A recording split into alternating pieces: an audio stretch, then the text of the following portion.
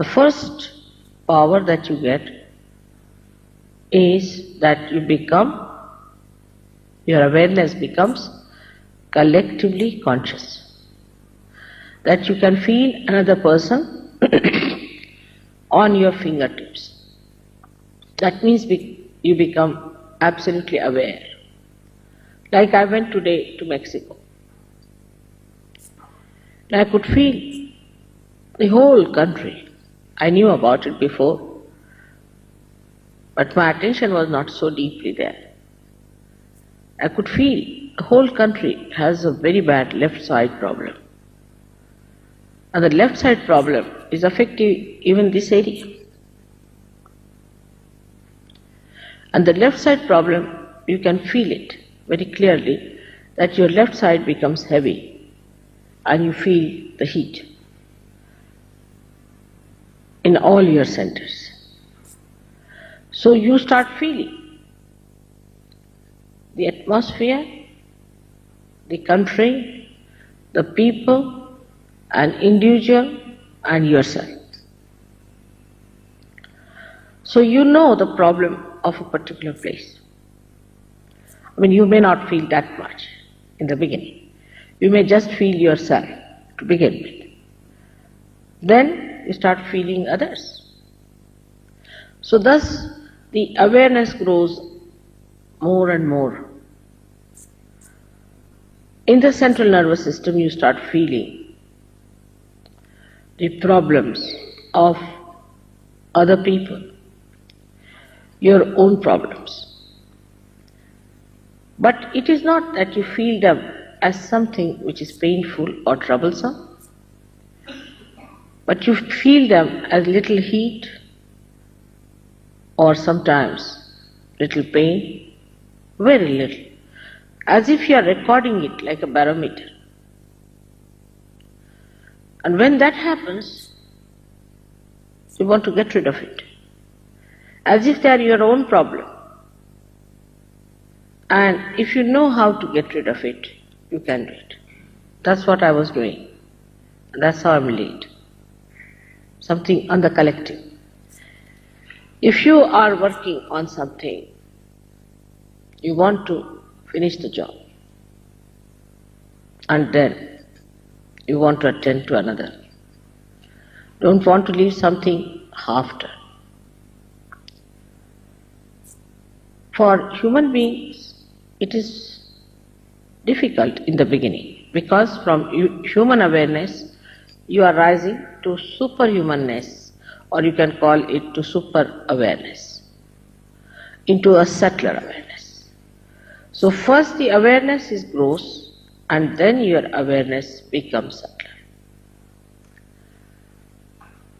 But with that, you do not feel in any way uncomfortable or upset, because you become extremely powerful, such power of compassion that you don't feel anything, no pain, no problems. The illusions disappear completely. There's no more illusion in the mind.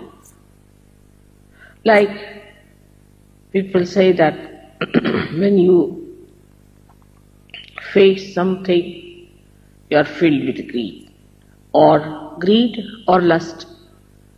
But when your eyes become pure, there is no greed or lust. But what happens? That you start feeling the oneness with another thing, whatever it is, in a way that it is joy-giving. Like you see someone, an attractive person, there is no sensation of baser feelings for that person. But the sensation just disappears, and you start feeling the joy of the creation of that person or the thing. Like in Mexico, people have made so many things with hand.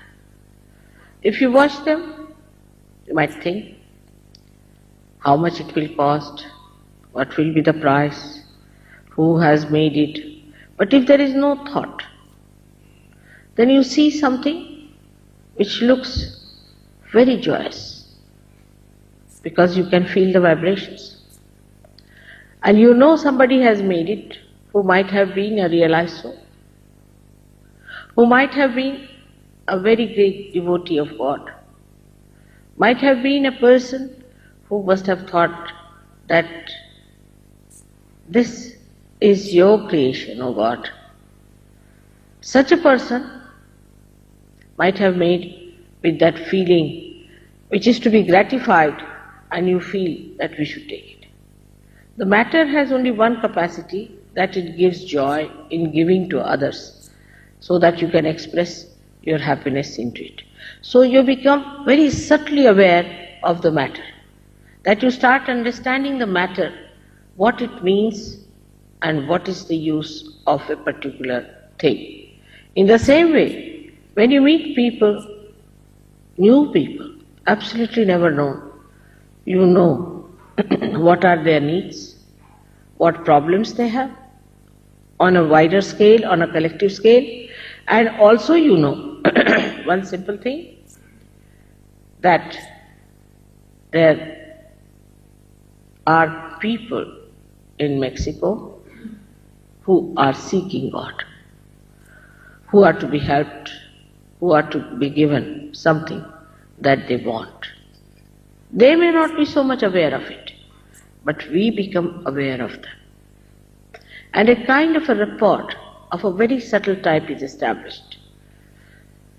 And you get attracted towards other people, not through any lust or greed or any purpose, but in oneness with the joy that they have within themselves. The joy of the Spirit. You look at them and you feel this person is such a wonderful person.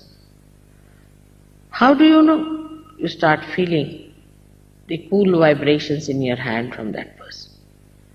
And you just enjoy that person for that person's sake, not for anything, whether poor, rich, good looking, bad looking, doesn't matter.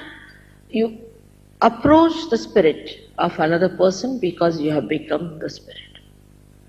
People talk of big things, of organizing peace missions, this mission, that mission, to create a better relationship. All relationships which are at a gross level create problems, because there is some sort of a lurking selfishness behind it.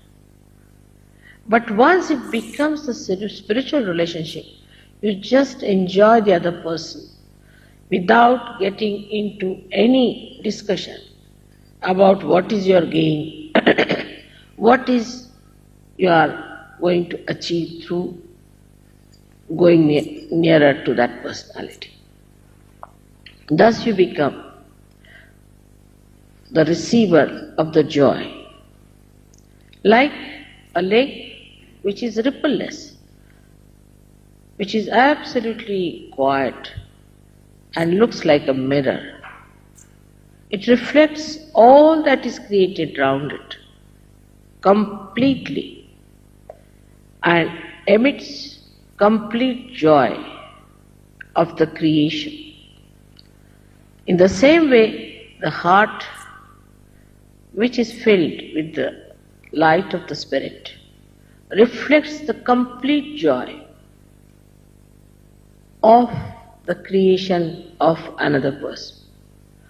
Whatever it has in a subtle way, you enjoy it. Then the time you don't see. You go beyond time. You go beyond time. You are not bothered about time. Everything has got a proper time. And you start understanding that this is the time it was to be. You don't become a slave of time. You don't become slave of any habits. You don't become slave of any temptations, but you enjoy. The complete freedom of enjoying the joy.